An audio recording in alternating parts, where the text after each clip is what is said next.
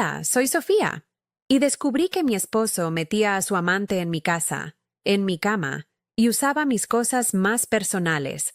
Todo mientras yo trabajaba encerrada en la oficina de al lado para mantener el estilo de vida que él tanto presumía. La humillación más grande no fue solo el engaño, sino la profanación deliberada y silenciosa de mi santuario, el único lugar en el mundo donde me sentía segura. La traición se sentía en el aire, en el olor de las sábanas, en cada objeto movido de su lugar. ¿Alguna vez han sentido que su propio hogar se convierte en el escenario de su peor pesadilla? ¿Un lugar donde ya no se sienten bienvenidos? Antes de contarles cómo un simple frasco de champú se convirtió en mi inesperada arma de justicia, dejen un comentario diciéndome desde dónde me están viendo y suscríbanse al canal. Créanme, no querrán perderse lo que sucede cuando una mujer, empujada al límite, decide que ya no va a llorar en silencio. Vivíamos en un condominio precioso en el centro de Miami, un lugar que heredé de mi abuela y que era mucho más que una propiedad para mí. Era mi refugio, el ancla de mis recuerdos más felices. Pero desde hacía meses, ese refugio se sentía frío, ajeno. Alejandro, mi esposo, estaba físicamente presente, pero su mente y su corazón estaban a kilómetros de distancia. Conversaciones que antes fluían ahora morían en monosílabos, y sus ojos me atravesaban sin verme realmente. Yo, una diseñadora gráfica de 26 años, pasaba mis días frente a la computadora en mi pequeña oficina en casa, creando mundos de colores para mis clientes, mientras el mío se desmoronaba en un silencio gris y asfixiante. La soledad dentro de un matrimonio es un tipo de dolor particularmente cruel, porque te hace sentir invisible y loca al mismo tiempo, cuestionando si la distancia que sientes es real o una invención de tu propia inseguridad. Todo comenzó con una estupidez. O al menos eso parecía al principio. Mi champú. No era un champú cualquiera. Era una fórmula carísima, especializada para mi tipo de cabello. Un pequeño lujo que me permitía sentirme cuidada en medio del estrés del trabajo. Empecé a notar que la botella se vaciaba a un ritmo alarmante. Al principio, me culpé a mí misma. Quizás estaba usando más de la cuenta sin darme cuenta, pero la velocidad era ilógica. Una botella que debía durarme más de un mes se acababa en menos de 2 semanas. Se lo comenté a Alejandro una noche, de pasada, mientras cenábamos. Él ni siquiera levantó la vista de su teléfono. Sofía, por favor. Siempre te preocupas por tonterías. Seguro lo estás imaginando, dijo con un tono de fastidio que me heló por dentro. No fue su respuesta, sino su total desinterés lo que encendió la primera alarma real en mi cabeza. Mi oficina en casa, que antes era mi espacio de creatividad y concentración, se convirtió en una especie de celda autoimpuesta. Me sumergía en proyectos complejos, trabajando hasta tarde, no solo para cumplir con los plazos, sino para evitar la tensión que llenaba el resto del apartamento. Irónicamente, mi dedicación al trabajo era lo que nos permitía mantener ese lujoso condominio y el estilo de vida que Alejandro disfrutaba sin aportar casi nada. Mientras yo pasaba horas ajustando paletas de colores y tipografías, él tenía todo el tiempo del mundo. La casa se convirtió en un mapa de territorios.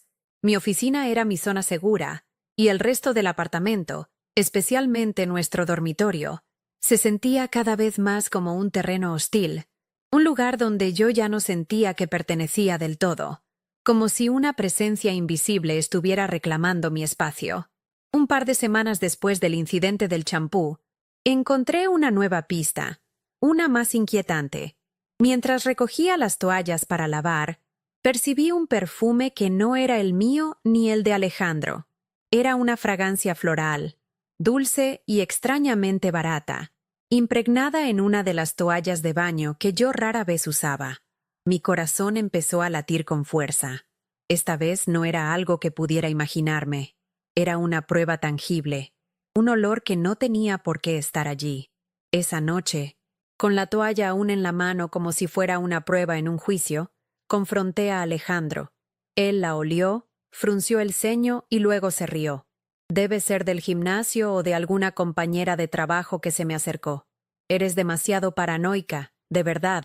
necesitas relajarte, me dijo, quitándome la toalla y lanzándola al cesto de la ropa sucia como si fuera basura insignificante. Su calma era tan artificial, tan ensayada, que me asustó más que cualquier grito. El siguiente golpe a mi cordura vino de mi bata de seda. Era una prenda especial, un regalo de mi abuela junto con el apartamento, y la guardaba con mucho cariño. La usaba solo en ocasiones especiales, para sentirme elegante incluso estando en casa. Un sábado por la mañana, al abrir el armario para buscarla, la encontré colgada de una manera extraña, no como yo la dejo siempre. El cinturón estaba atado con un nudo torpe, diferente al lazo delicado que yo siempre hacía. Fue un detalle minúsculo, casi imperceptible para cualquiera, pero para mí fue como una sirena de bomberos sonando dentro de mi cabeza. Alguien más la había usado. Alguien se había paseado por mi casa, por mi habitación, envuelta en mi bata, un símbolo de mi intimidad más profunda. La idea me revolvió el estómago. La violación ya no era solo una sospecha. Se sentía física, como si una extraña hubiera dejado su huella en mi piel. Empecé a sentirme como una detective en mi propia vida, y odiaba esa sensación. Mi hogar, que había sido mi santuario, se transformó en una escena del crimen donde yo era la única que buscaba pistas. Cada noche, antes de dormir, revisaba el baño, la posición de mis cremas, la forma en que estaban dobladas las toallas. Me estaba volviendo obsesiva, paranoica, exactamente como Alejandro decía que era.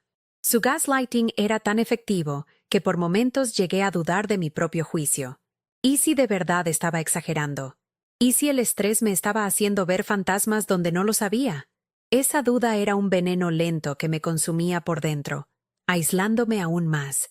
La guerra no era solo contra la posible infidelidad de mi esposo, sino también contra la voz en mi cabeza que me decía que estaba perdiendo la razón. Las excusas de Alejandro para salir se volvieron más frecuentes y menos creíbles. Las noches de chicos y las reuniones de trabajo hasta tarde se convirtieron en la norma. Su teléfono, que antes dejaba en cualquier sitio, ahora siempre estaba boca abajo sobre la mesa o guardado en su bolsillo. Si recibía una llamada, se levantaba y se iba a otra habitación para hablar en susurros. Eran todas las señales clásicas, las que ves en las películas y piensas que a ti nunca te pasarán. Una noche, regresó a casa pasadas las 2 de la madrugada, apestando a alcohol y a ese mismo perfume floral y barato. Cuando le pregunté dónde había estado, me dijo con la mayor naturalidad que en un bar deportivo con sus amigos. La mentira fue tan descarada, tan insultante en su simpleza, que supe que ya no podía seguir ignorándolo.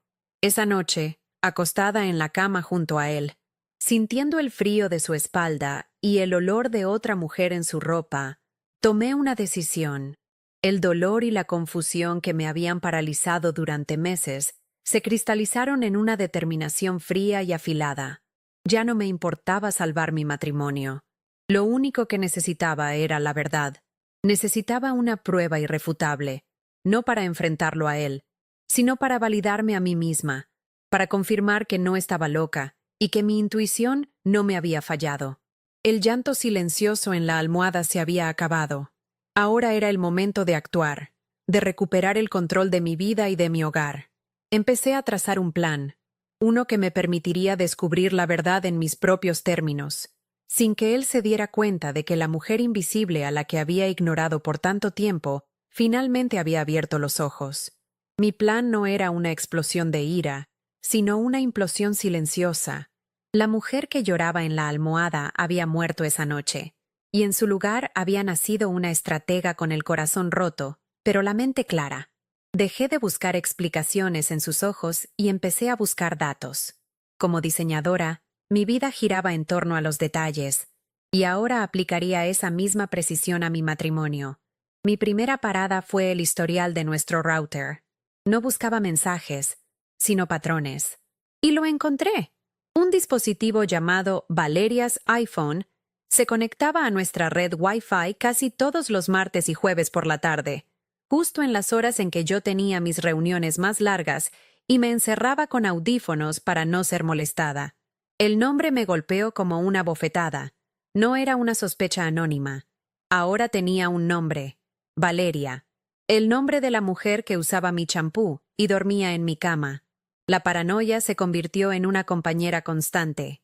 Cada vez que Alejandro entraba en casa, yo analizaba el aire, buscando ese perfume floral y barato que se había convertido en el olor de mi humillación. Empecé a revisar los bolsillos de sus chaquetas antes de llevarlas a la tintorería, los rincones de su auto cuando iba al supermercado. Y fue allí, en la guantera, escondido bajo un montón de papeles inútiles, donde encontré el recibo de una joyería.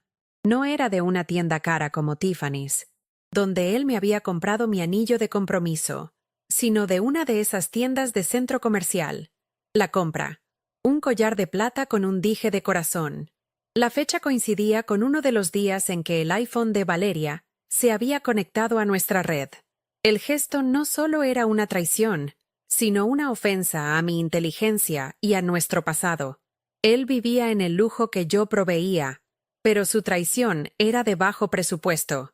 Una noche, para mi total sorpresa, Alejandro llegó a casa con un ramo de mis flores favoritas, lirios blancos. Me dijo que lo sentía, que había estado distante y estresado por el trabajo, un trabajo del que yo nunca veía los frutos económicos, y que quería compensármelo.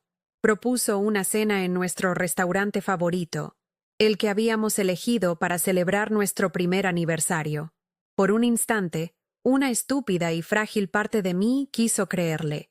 Quise pensar que me había equivocado, que Valeria era un malentendido, que el perfume y el collar eran coincidencias extrañas. Esa esperanza es un veneno dulce.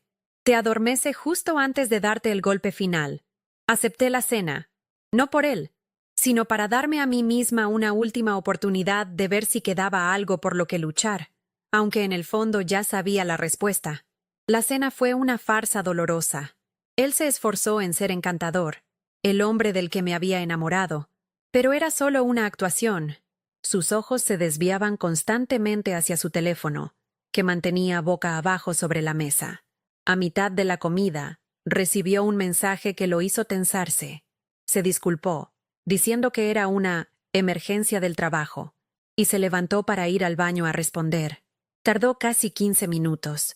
Cuando regresó, el encanto se había evaporado, reemplazado por una ansiedad mal disimulada. Comimos el resto de la cena en un silencio incómodo, el mismo silencio que había llenado nuestro apartamento durante meses. Esa noche, mientras él dormía, confirmé lo que ya sospechaba. La emergencia era de Valeria.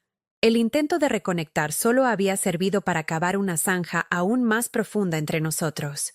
Al día siguiente, mientras él estaba supuestamente en una de sus reuniones, fui al estudio de mi abuela y abrí la caja fuerte donde guardaba los documentos importantes. Allí estaba, la escritura del apartamento, clara y concisa. Propietaria única, Sofía Reyes. Mi abuela, una mujer que había sufrido sus propias decepciones amorosas, me lo había advertido el día que me lo entregó. Este lugar es tu ancla, mi niña. Es tuyo y de nadie más. No dejes que ningún hombre te haga sentir como una invitada en tu propia casa. Sus palabras resonaron en mi cabeza con una fuerza profética. La rabia que sentía se mezcló con una oleada de gratitud hacia ella. Él no solo estaba profanando mi hogar emocional, sino también el legado de la mujer que más me había querido. Este hecho legal no era solo un tecnicismo, era mi armadura. Mi investigación silenciosa continuó, y cada hallazgo era un pequeño corte en lo que quedaba de mi corazón. Revisé nuestro estado de cuenta bancario conjunto, algo que no hacía en meses, porque yo era la que principalmente depositaba dinero en él. Encontré cargos recurrentes en bares de mala muerte en barrios que nunca frecuentábamos. Y, lo peor de todo, una reserva de hotel de una noche en un motel barato a las afueras de la ciudad, pagada en una fecha en que se suponía que estaba en un viaje de negocios. La imagen de él con otra mujer en una habitación sucia y anónima, mientras yo mantenía nuestro impecable y lujoso hogar, era grotesca. La humillación ya no se trataba solo de la infidelidad, sino del descaro. de la falta total de respeto por la vida que yo me esforzaba tanto en construir para nosotros. Una tarde, mientras yo estaba en una videollamada, él entró en mi oficina sin tocar, algo que nunca hacía. Se quedó mirándome con una expresión extraña, una mezcla de irritación y sospecha. Cuando terminé la llamada, me confrontó. ¿Qué te pasa, Sofía? Llevas semanas actuando raro. Estás fría, distante. Apenas me hablas. Me quedé sin aliento. La audacia de sus palabras me dejó paralizada. Y entonces lanzó el golpe maestro del manipulador. ¿Hay alguien más? ¿Me estás engañando?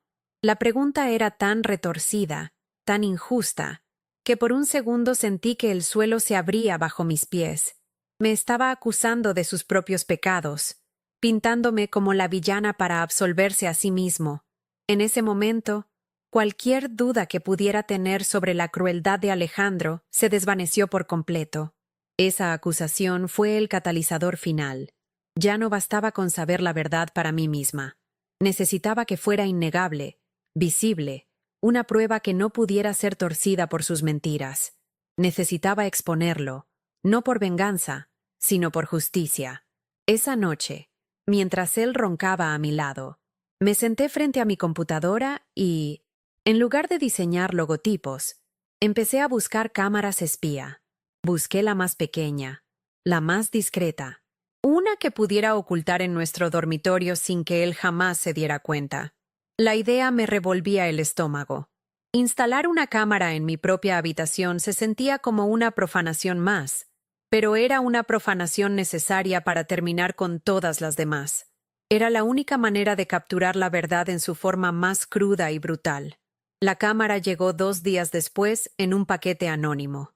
Mis manos temblaban mientras la sacaba de la caja. Era diminuta, apenas del tamaño de un botón. Esperé a que Alejandro saliera para su supuesta noche de chicos y procedí con mi plan. Elegí el detector de humo en el techo, justo encima de nuestra cama.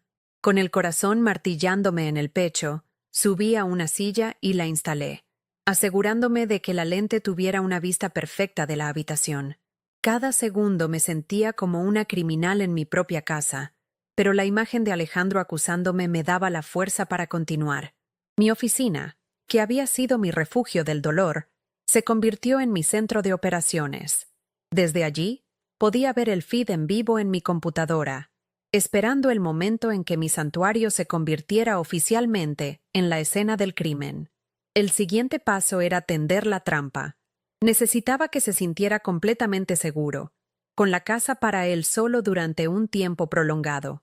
El fin de semana se acercaba, y le presenté la coartada perfecta.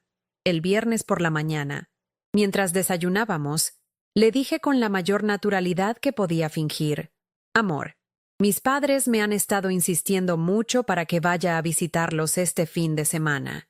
Creo que iré para que dejen de molestar».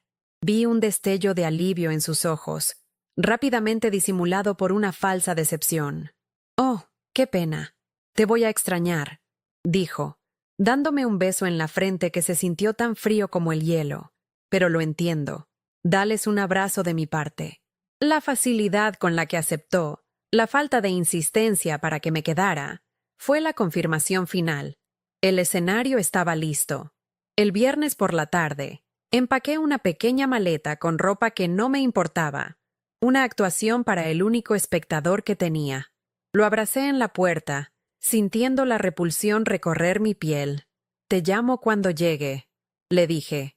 Otra mentira más en esa casa construida sobre ellas. Mientras conducía alejándome del condominio, no me dirigí a la autopista, sino al apartamento de una amiga que vivía a solo 10 minutos de distancia y que estaba al tanto de la situación. Desde su sofá, con mi laptop abierta y el corazón en un puño, abrí la aplicación de la cámara. La imagen de mi habitación apareció en la pantalla, vacía y silenciosa. Todo estaba en su lugar. La trampa estaba puesta.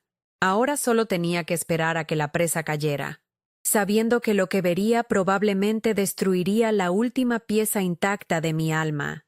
La imagen de mi habitación en la pantalla de la laptop era insoportablemente quieta. Cada objeto, Desde la lámpara en la mesita de noche hasta los libros apilados en el rincón, estaba exactamente como lo había dejado. Era un escenario perfectamente montado, esperando a que los actores entraran a representar la obra de mi humillación. Mi amiga, Carla, me había preparado un té que se enfriaba a mi lado. Intacto. No podía tragar. Cada minuto que pasaba era una tortura. Una parte de mí rezaba para que la pantalla permaneciera vacía, para que todo hubiera sido una fantasía paranoica. Pero otra parte, la que se había endurecido por meses de mentiras, anhelaba la confirmación, por dolorosa que fuera. Necesitaba ver la verdad con mis propios ojos, aunque esa verdad me destrozara por completo. La espera era un purgatorio entre la sospecha y la certeza. Las horas se arrastraban con una lentitud cruel. El sol de la tarde se filtraba por la ventana de Carla, dibujando largas sombras en la pared, y mi habitación en la pantalla pasaba de la luz brillante a la penumbra. Con cada hora, la duda volvía a carcomerme. ¿Y si me había equivocado? ¿Y si Alejandro realmente había salido con sus amigos y yo había violado nuestra privacidad de la peor manera posible por nada? La voz de él, llamándome paranoica, resonaba en mi cabeza. Me sentía pequeña, culpable, casi a punto de cerrar la computadora y llamar para disculparme por un crimen que ni siquiera sabía si había cometido. Ese era su poder sobre mí. Me había convencido de que mi intuición era una forma de locura, y aún con la evidencia a punto de explotar frente a mí, seguía dudando de mi propio juicio. Justo cuando estaba por rendirme, una luz se encendió en la pantalla, la lámpara de la mesita de noche. Y luego, apareció él. Alejandro entró en el cuadro, vestido con la ropa que llevaba cuando me despedí. Se movía con una soltura y una confianza que nunca mostraba cuando yo estaba cerca. Se quitó la camisa, la arrojó sobre la silla de mi tocador, un gesto que siempre le pedía que no hiciera, y se quedó en camiseta. Caminó hacia el armario, sacó una de sus camisas favoritas y se la puso. Por un momento, sentí un alivio extraño y enfermizo. Estaba solo. Quizás solo se estaba cambiando para salir. Quizás yo había interpretado todo mal. La esperanza, esa traidora persistente, asomó su cabeza una vez más, susurrándome que aún había una posibilidad de que todo estuviera bien. Pero entonces, sacó su teléfono. Se sentó en el borde de nuestra cama, mi lado de la cama, y marcó un número. El micrófono de la cámara era bueno, demasiado bueno. Su voz llegó clara y nítida a través de los pequeños altavoces de mi laptop, cada palabra una puñalada. Sí, mi amor, ya se fue. La casa es toda nuestra. Te estoy esperando. Apúrate. Mi amor, nuestra casa. Las palabras rebotaron en mi cráneo, borrando cualquier rastro de duda o esperanza. No era solo una aventura. Le había entregado mi hogar, nuestro santuario, con un título que no le pertenecía. El dolor fue tan agudo, tan físico, que tuve que morderme la mano para no gritar. No era solo mi esposo el que me traicionaba, era el hombre que estaba regalando mi vida, pedazo por pedazo. Unos 20 minutos después, la puerta de la habitación se abrió de nuevo. Él entró sonriendo, y detrás de él entró ella, Valeria. La vi por primera vez. Era más joven de lo que imaginaba, con el cabello largo y oscuro y una sonrisa petulante. Llevaba un vestido corto y barato que contrastaba grotescamente con la elegancia sobria de mi habitación. Verla allí, de pie en el espacio sagrado donde dormía, donde soñaba, donde a veces lloraba en silencio, fue como ver a un fantasma tomar forma física. Era la materialización de todas mis inseguridades, de todos mis miedos. Tuve que apagar el sonido de la computadora. No podía soportar escuchar sus risas en mi habitación. La imagen era suficiente tortura. Él le hizo un tour, como si fuera un agente inmobiliario mostrándole una propiedad. Con un gesto amplio, señaló el balcón, la vista, el vestidor. Ella caminaba detrás de él, tocando mis cosas. Pasó los dedos por el marco de plata de una foto mía con mi abuela, la mujer que me había dejado ese apartamento. Lo levantó, lo miró por un segundo con total indiferencia y lo volvió a colocar en su sitio. Ese pequeño gesto me rompió más que cualquier beso que pudiera darles. No era solo una infidelidad sexual, era una conquista, una invasión deliberada. Estaba siendo borrada, reemplazada, mi historia y mis recuerdos profanados por una extraña que se paseaba por mi vida como si tuviera algún derecho a hacerlo. La rabia que sentí en ese momento fue algo que nunca antes había experimentado.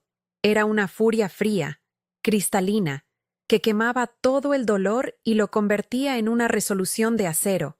Ya no había lágrimas, ya no había confusión, solo había una claridad absoluta. Observé mientras se besaban en mi cama, sobre las sábanas que yo había lavado y doblado esa misma mañana.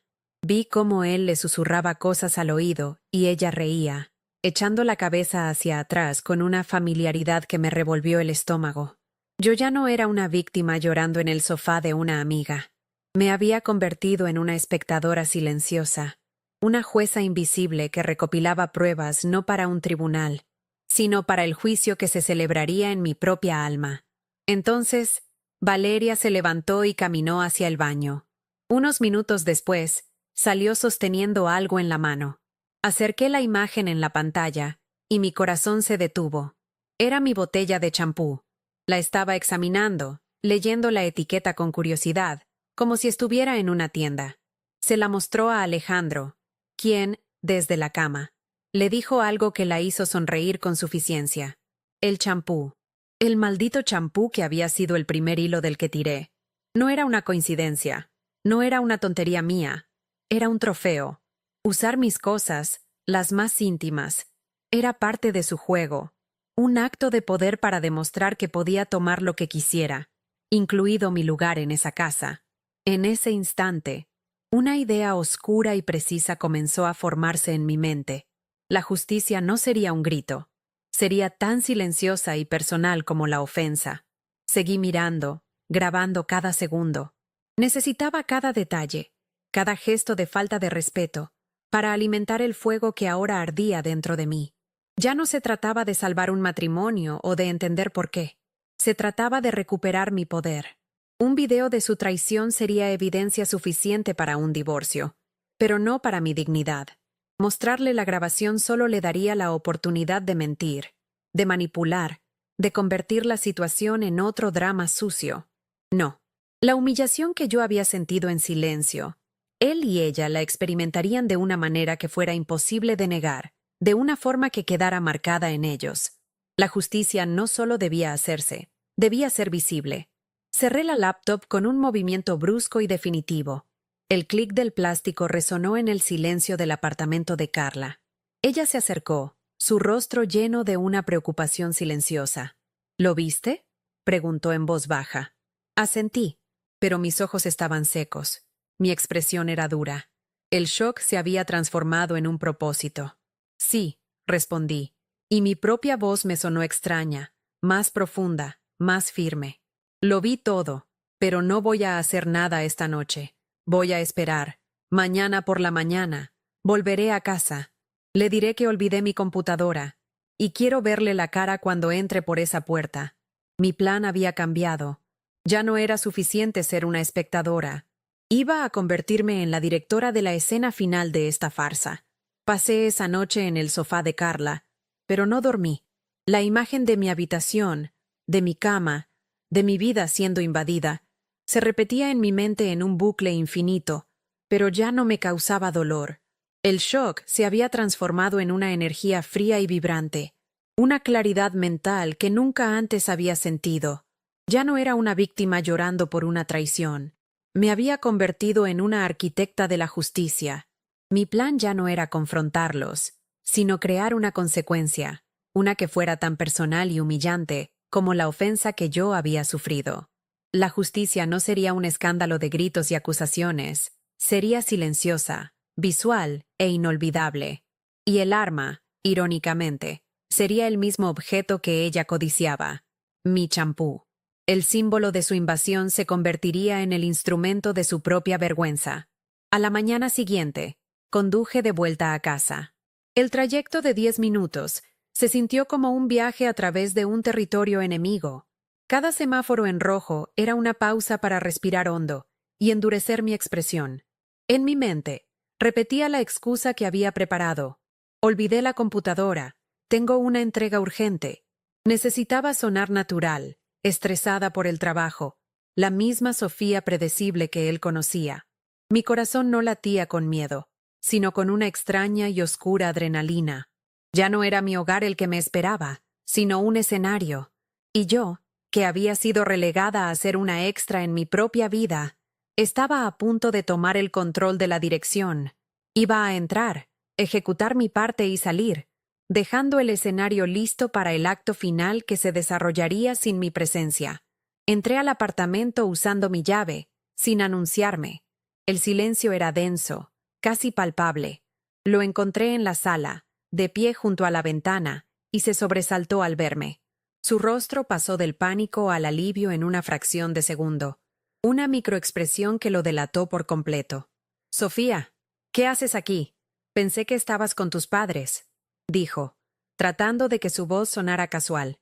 «Olvidé la computadora», respondí secamente, caminando directamente hacia mi oficina sin mirarlo a los ojos. «Tengo que enviar unos archivos urgentemente». No miré hacia el dormitorio. No le di ninguna razón para pensar que yo sabía algo. Agarré el estuche vacío de mi laptop, me di la vuelta y me dirigí a la puerta. «Ya me voy. Nos vemos mañana». Mi actuación fue impecable. Él se quedó allí, confundido, pero aliviado, creyendo que había esquivado una bala. Al salir y cerrar la puerta detrás de mí, me permití respirar. El aire del pasillo se sentía más limpio. Mientras caminaba hacia el ascensor, mi mente de diseñadora, entrenada para ver los detalles, catalogó las pruebas que él no había logrado ocultar. Un leve rastro de ese perfume floral y barato flotaba cerca de la entrada, y mientras estaba en la sala, vi un solo cabello largo y oscuro sobre uno de los cojines blancos del sofá. No eran pruebas para un juicio, sino confirmaciones para mi alma. Él era descuidado. Su arrogancia lo hacía torpe. Creía que yo era tan ciega, tan absorta en mi propio mundo de colores y plazos de entrega, que nunca notaría los rastros de su traición. Esa subestimación, que antes me hería, ahora era mi mayor ventaja. Él no tenía idea de con quién se estaba metiendo. De vuelta en el apartamento de Carla, me senté frente a mi verdadera computadora y me puse a trabajar en mi plan. Mi búsqueda no era de cámaras espía esta vez, sino de algo mucho más mundano y, a la vez, más perverso. Busqué en Internet tinte de cabello semipermanente, rosa neón, extra fuerte. Leí decenas de reseñas, buscando las palabras clave. Mancha la piel, difícil de quitar. Dura semanas. Encontré una marca de nicho, popular entre los jóvenes góticos y punks, famosa por su pigmentación casi industrial. El color se llamaba Furia Eléctrica. Era perfecto. Era chillón, vulgar y absolutamente imposible de ignorar. Lo pedí con entrega para el mismo día. La elección del color no fue al azar. Era un grito visual contra los meses de silencio y humillación que había soportado. Mientras esperaba la entrega, fui a una perfumería de lujo y compré una botella nueva e idéntica de mi champú. Era un gasto doloroso, pero necesario para la puesta en escena. De regreso en el apartamento de Carla, preparé mi poción. Con guantes de látex, vacié con cuidado el contenido del champú caro en un frasco de vidrio para guardarlo para mi futuro, para cuando todo esto hubiera terminado. Luego, tomé la botella de plástico vacía y vertí dentro el tinte, Furia Eléctrica. La consistencia era similar, pero el olor químico del tinte era penetrante. Lo agité suavemente, viendo cómo el líquido rosa brillante se adhería a las paredes interiores de la botella. Era un acto casi ritualístico, una alquimia de dolor convertida en un arma de humillación. Miré la botella, tan inocente por fuera, tan cargada de malicia por dentro. Regresé a casa el domingo por la noche, tal como había dicho que haría. Mi actuación de esposa cariñosa y ajena a todo fue digna de un premio. Le conté anécdotas inventadas sobre mi fin de semana con mis padres. Le pregunté sobre el suyo. «Tranquilo, aburrido sin ti», mintió con una facilidad que me heló la sangre. Los siguientes días fueron una tortura psicológica. La casa se sentía como un campo minado. Él actuaba con una normalidad exagerada, un claro signo de su alivio por no haber sido descubierto. Yo, por mi parte, me movía con una calma que lo desconcertaba. El equilibrio de poder había cambiado, aunque solo yo lo sabía. Él pensaba que la tormenta había pasado, sin darse cuenta de que yo era el ojo del huracán, esperando el momento perfecto para desatar la destrucción. El martes por la mañana, encontré mi oportunidad. Mientras él se preparaba el desayuno en la cocina, con la espalda vuelta hacia el pasillo, entré sigilosamente en nuestro baño. Mis manos temblaban ligeramente mientras hacía el intercambio. Quité la botella de champú original, que ya estaba casi vacía, y coloqué en su lugar la botella manipulada, llena y atractiva. La puse en el estante más visible de la ducha, justo a la altura de los ojos. Un señuelo perfecto. Al verla allí, tan pulcra y prometedora, sentí una mezcla de culpa y una satisfacción feroz. La trampa estaba oficialmente tendida. Ahora, el destino de Valeria ya no estaba en mis manos, sino en su propia audacia, en su deseo de tomar lo que no era suyo. Ahora solo quedaba esperar. Cada día era una prueba para mis nervios. Cada vez que escuchaba la ducha, mi corazón se aceleraba, pero Alejandro seguía usando su propio gel de baño. Mi plan dependía enteramente de la avaricia de Valeria, de su necesidad de invadir mi espacio y usar mis lujos. La paciencia se convirtió en mi disciplina.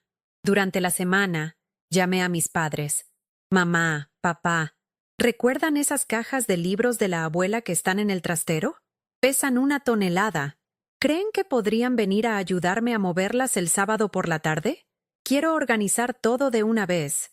Por supuesto, aceptaron de inmediato, completamente ajenos al verdadero drama para el que estaban siendo convocados.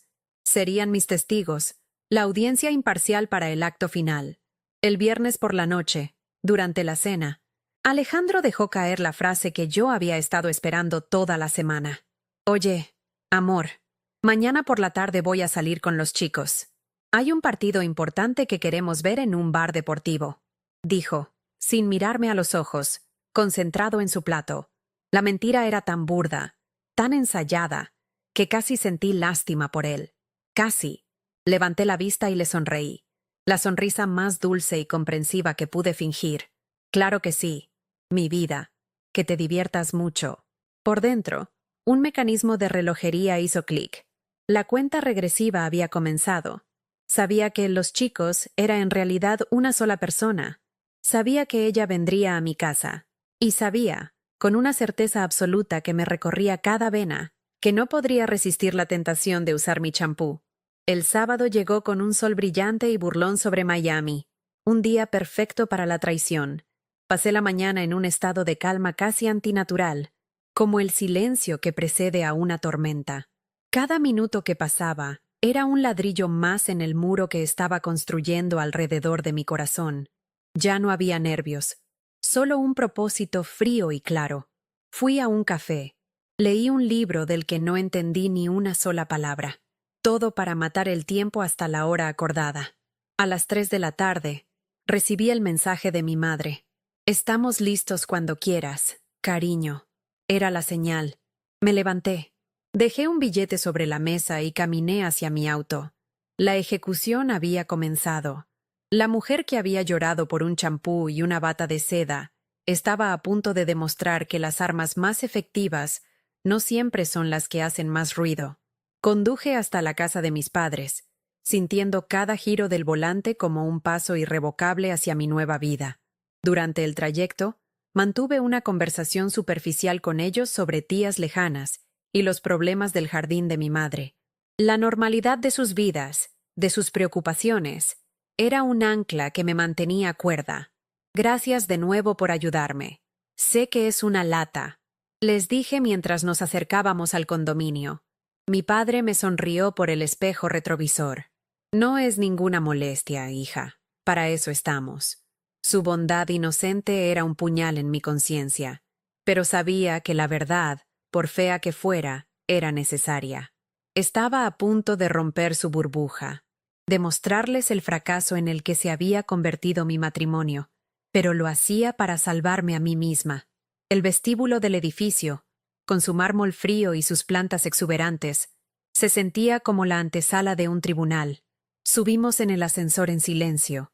El zumbido suave era el único sonido que llenaba el espacio. Al llegar a mi piso, el corazón me martilleaba contra las costillas, un tambor de guerra que solo yo podía oír. Saqué mis llaves, el metal frío contra mi piel sudorosa. Cada segundo se estiraba hasta el infinito. Introduje la llave en la cerradura. El clic resonó en el pasillo silencioso como un disparo. Giré el pomo y empujé la puerta. El aire dentro de mi apartamento estaba cargado, denso con el olor a mentiras y a ese perfume floral barato que ya era parte de mi pesadilla. Estaba en casa. Alejandro estaba en la sala, de espaldas a la puerta, mirando por la ventana. Al oírnos entrar, se giró bruscamente. Su rostro fue un poema de pánico puro. Sus ojos se abrieron como platos. El color se drenó de su cara y por una fracción de segundo vi el terror de un animal atrapado.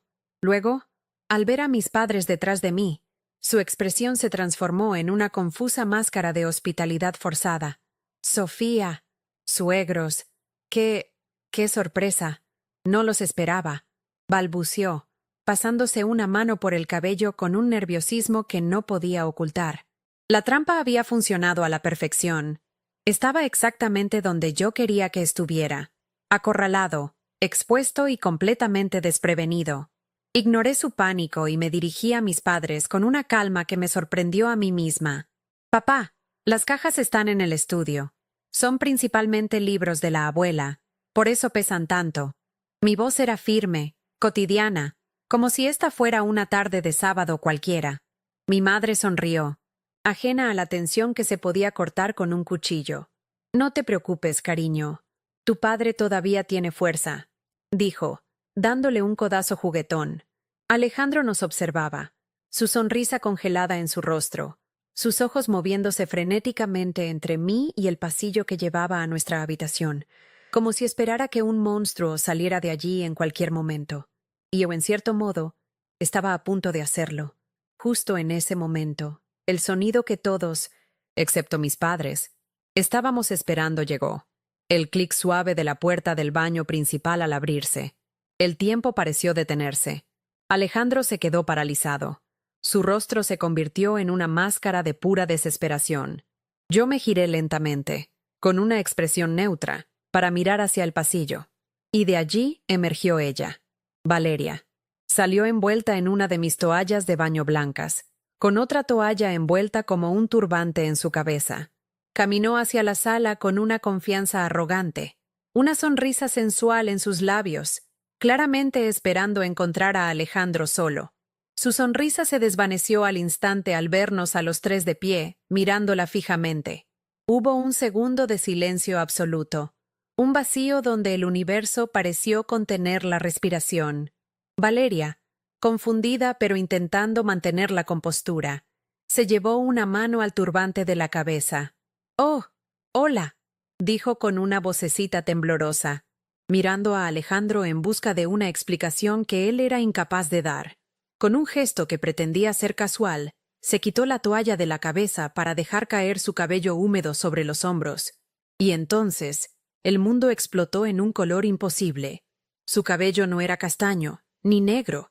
Era un desastre de manchas de un rosa neón. Un rosa eléctrico y vulgar que le cubría el cuero cabelludo, las orejas y parte del cuello. Era el color de la humillación, el color de mi furia silenciosa. La reacción fue una cadena de explosiones silenciosas. Mi madre ahogó un grito, llevándose una mano a la boca, sus ojos fijos en la escena grotesca. Mi padre, que había estado sonriendo un momento antes, ahora tenía una expresión de furia helada, su mirada pasando del cabello rosa de Valeria al rostro pálido de Alejandro. El propio Alejandro parecía haberse encogido, como si quisiera que el suelo se lo tragara. Estaba mudo, con la boca abierta, viendo cómo su doble vida se incendiaba frente a sus ojos. Pero la mejor reacción fue la de Valeria. Vio el horror en nuestros rostros. Se tocó el cabello con incredulidad y corrió hacia el gran espejo que colgaba en la pared del comedor. El grito ahogado que salió de su garganta al ver su reflejo fue la música más dulce que había oído en meses. Yo no dije nada. Simplemente me quedé allí, observando el caos que había orquestado. Miré a Alejandro, cuyos ojos finalmente se encontraron con los míos. En ellos no vi arrepentimiento, solo el pánico de ser descubierto. Y en esa mirada, entendí que nunca me había amado, ni siquiera respetado.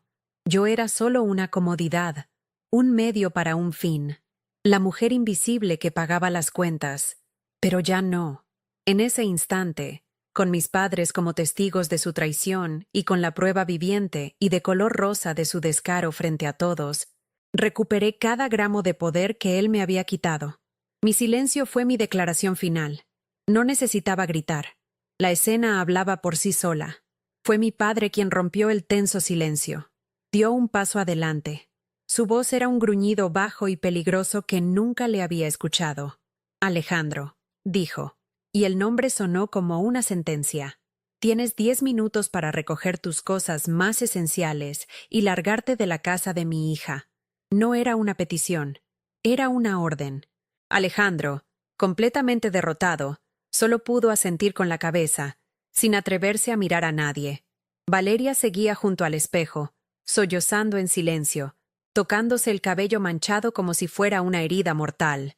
La imagen era patética, casi trágica, pero no sentí ni una pizca de compasión.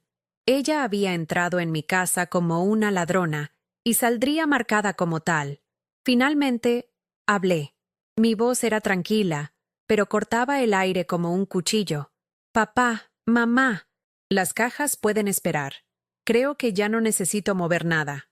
Luego, caminé hacia la puerta y la abrí de par en par. Miré a Alejandro, que pasaba a mi lado con la cabeza gacha para ir a la habitación. La escritura de esta propiedad está a mi nombre. Alejandro. Lo sabes. Mañana a primera hora mi abogado se pondrá en contacto contigo. Quiero el divorcio. No esperé una respuesta. Caminé hacia el centro de mi sala, mi santuario recuperado, mientras mis padres se ponían a mi lado, formando una barrera protectora. El acto final había terminado, y yo, por primera vez en mucho tiempo, era la única protagonista en mi propio escenario. Mientras mis padres se sentaban en el sofá de la sala, en un silencio solemne y protector, yo observaba desde el marco de la puerta de mi oficina cómo Alejandro metía apresuradamente sus pertenencias en una maleta. No hubo gritos ni discusiones. Mi padre se había asegurado de eso con una sola mirada helada, que prometía consecuencias si se atrevía a decir una palabra fuera de lugar. Valeria se había escabullido minutos antes, envuelta en su vestido barato y con la toalla cubriendo su cabeza de nuevo, una figura patética y humillada, que desapareció por el pasillo del edificio sin mirar atrás. Después de que Alejandro cerró la puerta tras de sí, el silencio que quedó no fue incómodo, sino purificador. Mi madre se levantó, caminó hacia mi habitación y tal sin decir nada, empezó a quitar las sábanas de la cama. Me uní a ella, y juntas, en un ritual mudo, despojamos el lecho de la última evidencia de la profanación. A la mañana siguiente, a las 9 en punto, llamé a mi abogado. Mi voz era firme, desprovista de la emoción temblorosa que me había acompañado durante meses. Le expliqué la situación de forma concisa, sin adornos dramáticos. La existencia de la escritura de la propiedad a mi nombre y el hecho de que mis padres fueran testigos presenciales de la infidelidad flagrante hacían que el caso fuera increíblemente sencillo. Alejandro, a través de su propio abogado, no opuso resistencia. Aceptó los términos del divorcio sin rechistar. La humillación pública lo había despojado de toda su arrogancia. No hubo peleas por bienes ni pensiones. Él no tenía derecho a nada y lo sabía. La batalla que yo había temido durante tanto tiempo no fue una guerra, sino una rendición incondicional. La justicia, al final, no fue un proceso emocionalmente agotador, sino una transacción fría y eficiente, un papeleo que me devolvía legalmente la vida que ya era mía. Los días siguientes los dediqué a una purga metódica y casi ceremonial de mi hogar. Contraté un servicio para que se llevara todas sus cosas restantes y las donara a la caridad. No quise tocar nada más que le perteneciera. Luego, me deshice del colchón. No podía soportar la idea de volver a dormir en él, sabiendo lo que había presenciado. Comprar uno nuevo fue mi primer gran acto de autoafirmación. Mientras esperaba su entrega, una empresa de limpieza profunda desinfectó cada rincón del apartamento, borrando cualquier rastro físico de su presencia y la de ella. Poco a poco, con cada objeto que salía y cada superficie que se limpiaba, el aire de mi casa se sentía más ligero. El silencio ya no era un síntoma de soledad, sino el sonido de la paz, el espacio vacío que necesitaba para volver a escuchar mi propia voz. El paso final y más simbólico fue cambiar las cerraduras. El cerrajero, un hombre amable y conversador, no tenía idea del drama que se escondía detrás de su trabajo rutinario. Mientras lo veía quitar el viejo cilindro y colocar uno nuevo y brillante, sentí que una carga invisible se desprendía de mis hombros. Me entregó un juego de llaves nuevas, y el peso del metal en mi palma se sintió definitivo, como el sello en un documento importante. Esa noche, al introducir la nueva llave y escuchar el clic sólido y seguro de la cerradura, sentí una oleada de alivio tan profunda que casi me dobló las rodillas. Estaba sellando mi santuario, no solo de Alejandro, sino de todo el dolor que él representaba. A partir de ese momento, solo yo tenía el poder de decidir quién cruzaba el umbral de mi hogar y de mi vida. Una semana después, mis padres vinieron a cenar. No mencionamos el incidente directamente, pero su presencia era un bálsamo. Cocinamos juntos, hablamos de cosas triviales, y por primera vez en mucho tiempo, me reí a carcajadas por una de las viejas anécdotas de mi padre. Antes de irse, mi madre me tomó de las manos. «Tu abuela estaría tan orgullosa de ti», me dijo, sus ojos brillando. Ella siempre decía que una mujer debe ser la arquitecta de su propia fortaleza. Mi padre simplemente asintió, con una mirada de profundo respeto. Su apoyo incondicional, libre de juicios o reproches, fue el ancla que me permitió navegar por la tormenta sin hundirme. Me recordaron que, aunque mi matrimonio había fracasado, mi base, mi verdadera familia, seguía intacta y más fuerte que nunca. Durante la gran limpieza, encontré la botella de champú manipulada, escondida en el fondo del armario del baño. La sostuve en mi mano, sintiendo su peso. Era un objeto tan mundano, pero se había convertido en el catalizador de mi liberación. Por un momento, consideré guardarla como un trofeo extraño, un recordatorio de mi propia fuerza. Pero luego comprendí que aferrarse a ella era aferrarse al pasado. Caminé hacia el vertedero de basura del pasillo. Abrí la compuerta y la dejé caer. No escuché el impacto, solo el sonido del metal cerrándose. Fue un adiós silencioso. Más tarde, en la ducha, abrí la botella nueva de mi champú real, el que había guardado. El aroma familiar llenó el vapor, y mientras me lavaba el cabello, sentí que no solo estaba limpiando mi cuerpo, sino también mi espíritu, reclamando los pequeños lujos y cuidados que me merecía. Nunca volví a ver a Alejandro, pero las noticias viajan rápido en círculos sociales pequeños. Un amigo en común me contó, meses después, que su vida se había desmoronado. La historia de la chica del pelo rosa se convirtió en una especie de leyenda urbana humillante. La relación con Valeria, construida sobre la emoción barata de lo prohibido, no sobrevivió a la exposición pública y al ridículo. Se separaron casi de inmediato. Sin mi apoyo financiero, Alejandro tuvo que abandonar su fachada de hombre exitoso y volver a vivir con sus padres. Su caída no me produjo alegría, sino una indiferencia tranquila. Su destino ya no era mi problema. Eran simplemente las consecuencias naturales de sus propias decisiones. Un capítulo cerrado cuyo final no necesitaba mi atención. Mi oficina en casa, que una vez fue mi jaula, se transformó de nuevo en mi santuario creativo. Volví a sumergirme en mi trabajo, pero esta vez no como una forma de evasión, sino con una pasión renovada. Mis diseños se volvieron más audaces, más coloridos. La libertad que sentía en mi vida personal se tradujo en mi arte. Mi independencia económica, que él había aprovechado y yo había resentido, se convirtió en mi mayor orgullo. Era la prueba tangible de mi resiliencia, de mi capacidad para construir y sostener mi propio mundo. Cada proyecto completado, cada factura pagada, era una reafirmación de mi valor, un ladrillo más en la fortaleza que mi abuela siempre quiso que construyera. Ahora, ha pasado casi un año. El apartamento en el centro de Miami vuelve a ser mi refugio, un lugar lleno de luz, plantas y el sonido de mi música favorita. A veces, por la noche, salgo al balcón y miro las luces de la ciudad, el mismo paisaje que él intentó regalarle a otra. No siento dolor, ni rabia, solo una profunda gratitud por la mujer en la que me convertí. No estoy buscando un nuevo amor, porque encontré algo mucho más importante: el respeto por mí misma.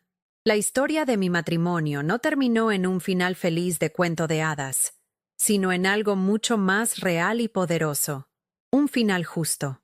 Y en el silencio pacífico de mi hogar recuperado, he descubierto que esa es la única clase de final que realmente importa. Al final, la lección más grande que aprendí no fue sobre el amor o la traición, sino sobre el espacio.